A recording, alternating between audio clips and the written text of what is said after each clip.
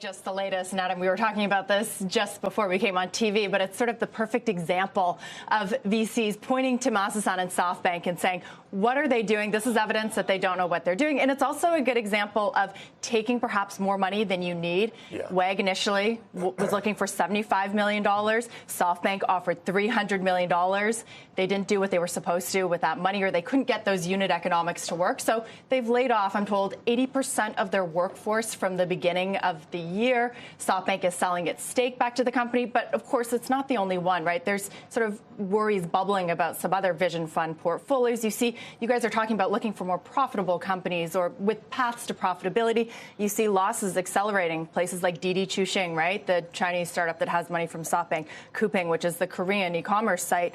OneConnect, actually, there's going to be another SoftBank IPO this week at a much lower valuation than SoftBank invested. When you hear Vision Fund 2 is full steam ahead, does that make you worry? Do you roll your eyes and say, do we really need another Vision Fund? How do you react to that? I mean, it does make me worry. It does make me roll my eyes. Those are two different things.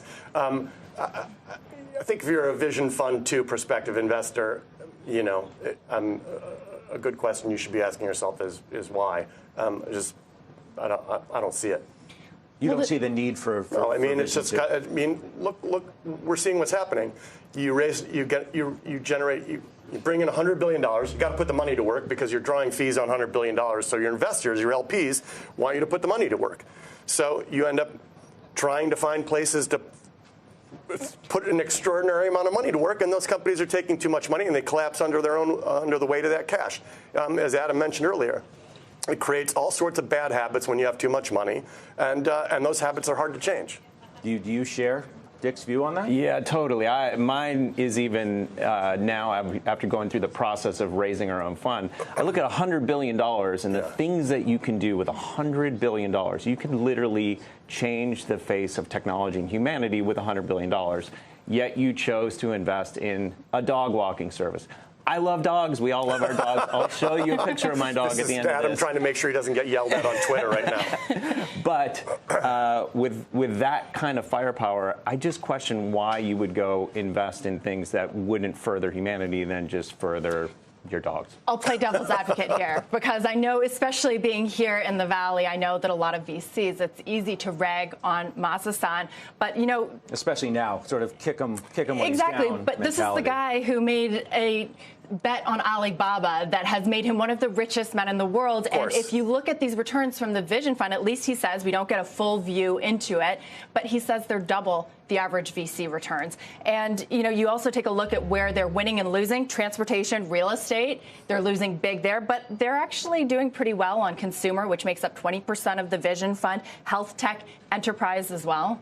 So it's not so black. Yeah, my take is not actually on the Vision Fund, though I think it's they weren't being smart around allocation of that capital.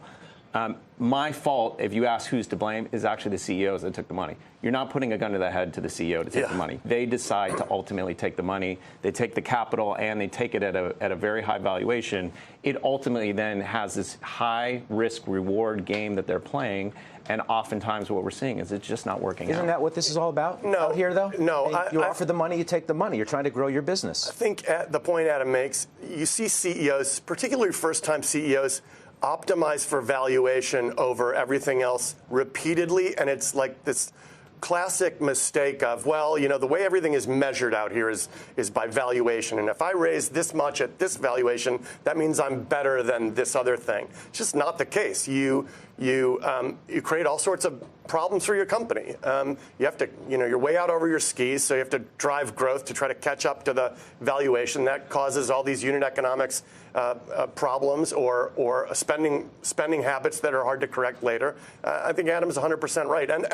And not taking anything away from Masa, in addition to Alibaba, you know, Yahoo Japan, and going all the way back to that and before, the guys made bold and courageous decision after bold and courageous decision. Just think that Vision Fund 2 is, you know, we're seeing some of the results of Vision Fund 1, and I would just question whether that's a good place to put so much money to work. If you could say, you know, all that's happened, there was a needed reset out here, and if it's in the process of happening in some respects, Vision 2 potentially delays the process of a full reset, doesn't it? Correct. Yes.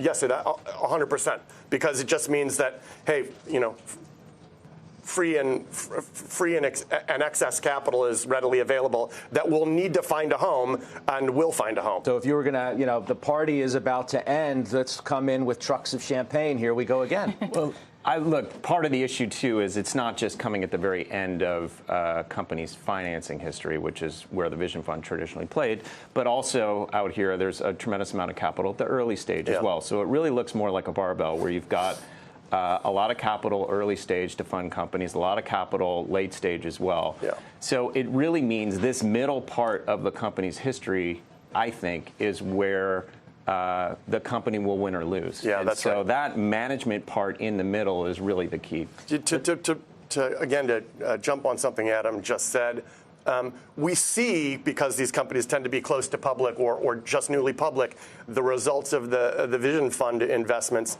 There's a lot of, excess investment and valuation in the early stages. There are Series B round here. Company raises a seed round, then goes and raises an A, and then they get product market fit and have a bunch of customers and go and raise a B. The Series Bs are happening now at big numbers, hundreds of millions of dollars in valuation before the first customer is live. That's just as crazy. There was a recent Series A for $200 million led by Excel, but they say better path to profitability. But I have a question for you guys. Would you be comfortable taking the other end of a SoftBank bet, investing in a company where its competitor is going to get $100, $200, $300 million from SoftBank? If the unit economics, I don't think that. The short answer is yes, because there's capital available to management teams that execute well. And you don't have to worry about the Vision Fund's the only place you can go raise money. So if you're competing against them, you're out of luck. That's simply not the case. So if you're a great management team and you're a disciplined management team and you're growing EBITDA and you've got growth with great unit economics and a path to profitability, you're not going to have any problem raising money.